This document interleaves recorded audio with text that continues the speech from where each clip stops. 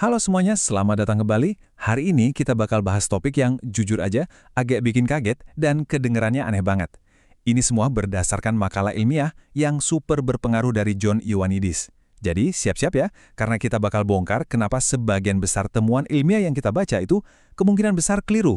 Coba deh, baca dan renungin dulu kutipan ini. Ini bukan opini lo ya, ini tuh klaim yang bisa dibuktikan secara matematis dari seorang ilmuwan yang sangat dihormati. Wow. Nah, ini dia titik awal dari penelusuran kita yang luar biasa ini. Nah, pertanyaannya kan, gimana ceritanya ini bisa beneran terjadi? Kok bisa gitu ya, sistem yang tujuannya nyari kebenaran, malah lebih sering salah? Tenang, tenang. Di sini kita bakal bedah misteri ini bareng-bareng satu persatu. Oke, kita mulai bedah ya. Ternyata nih, ada 3 biang kerok utama dari dunia statistik yang kalau digabungin, wah, jadi resep jitu buat hasil penelitian yang salah. Yuk kita lihat satu-satu. Gini deh, bayangin kita lagi nyari jarum di tumpukan jerami.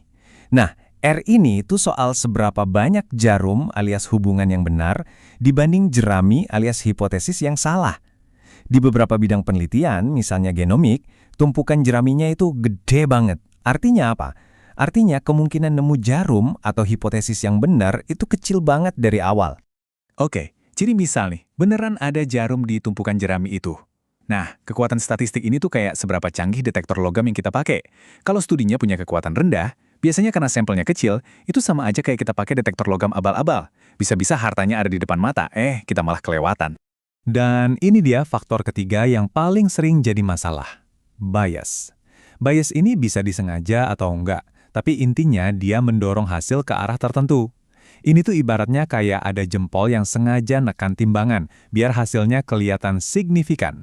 Nah, coba lihat grafik ini. Ini gambaran yang jelas banget soal dampak bias. Coba perhatiin sumbu Y yang di kiri.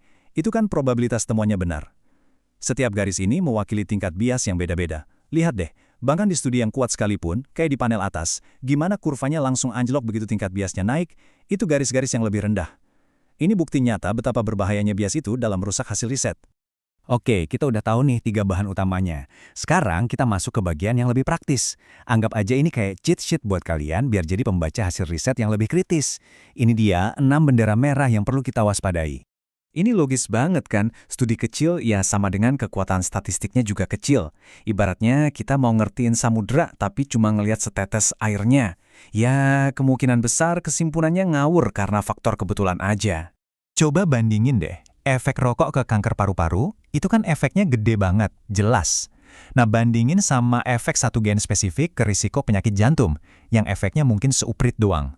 Jauh lebih gampang kan kita salah lihat dan nemuin efek yang kecil banget padahal itu cuma kebetulan. Nah, ini masalahnya kalau kita pakai pendekatan asal tembak. Kalau kita nguji ribuan hal sekaligus, kayak di studi genomik ya, hampir pasti ada aja yang kelihatan positif, cuma karena untung-untungan. Beda banget sama uji klinis yang fokusnya cuma nguji satu hipotesis spesifik. Fleksibilitas tuh kedengarannya bagus ya, tapi di dunia sains, ini justru bisa jadi pintu masuk buat bias. Kalau peneliti bisa seenaknya gonta-ganti cara analisis data setelah lihat hasilnya, wah, itu sama aja kayak mancing data biar dapat hasil yang wah. Bisa sengaja, bisa juga nggak sadar. Penting banget nih buat diingat, bias itu nggak melulu soal duit. Jelas, konflik kepentingan finansial itu masalah. Tapi, bias juga bisa datang dari ego, dari keinginan seorang ilmuwan buat ngebuktiin teorinya sendiri itu benar. Wah, itu dorongannya bisa kuat banget. Nah, yang ini mungkin yang paling aneh dan gak nyangka. Logikanya kan makin banyak peneliti, makin cepet dong kita nemu kebenaran, bener nggak? Ternyata nggak juga.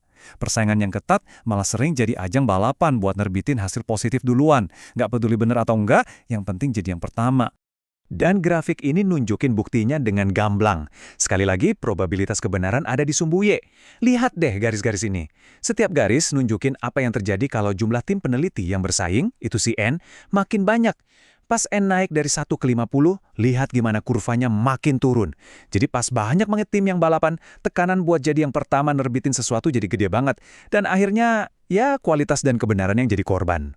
Coba deh kita lihat angka-angka dari simulasi ini. Jomplang banget kan? Uji klinis skala besar yang bagus, peluangnya bener itu bisa 85%. Keren. Sekarang bandingin sama riset penemuan awal, kayak studi genetika gitu. Peluangnya bener cuma 0,15%. 0,15%. Beda banget kan? Ini nunjukin kita harus hati-hati banget ngasih kepercayaan ke jenis penelitian yang berbeda.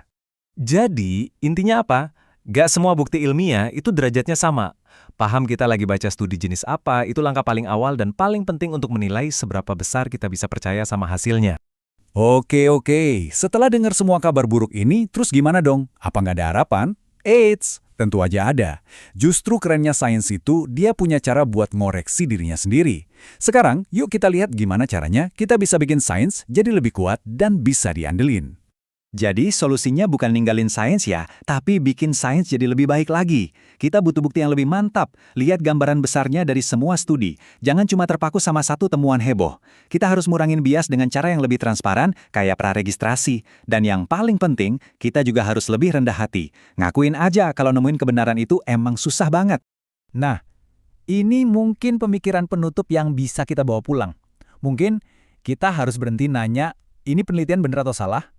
Anggap aja setiap studi baru itu kayak sepotong puzzle lagi yang pelan-pelan mengubah pemahaman kita. Jadi pertanyaannya lebih ke, oke, dengan adanya info baru ini, seberapa besar saya harus mengubah apa yang saya yakini sekarang? Nah, itu pertanyaan yang jauh lebih berguna buat kita semua.